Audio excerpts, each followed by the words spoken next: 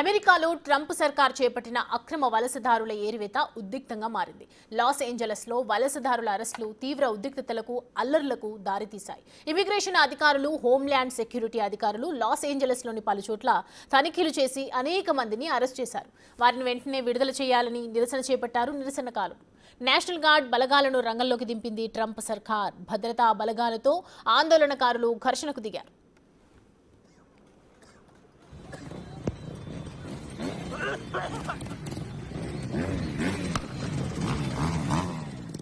Loss ఏంజలస్లో మరో 2,000 మంది భద్రతా బలగాల సభ్యులను మోహరించేలా ఆదేశించింది ట్రంప్ సర్కార్. సహాయంగా పెంటగాన్ 700 మంది మెరైన్లను మోహరించింది. వీరి ఇమిగ్రేషన్ అధికారులను, దాని ఆస్తులను రక్షిస్తారు. హింసాత్మక చర్యలకు పాల్పడే వారిని అడ్డుకునేందుకు, అల్లర్లను ఎదుర్కొనేందుకు నేషనల్ గార్డులను మోహరించామని ట్రంప్ ఒక పోస్టులో స్పష్టం చేశారు.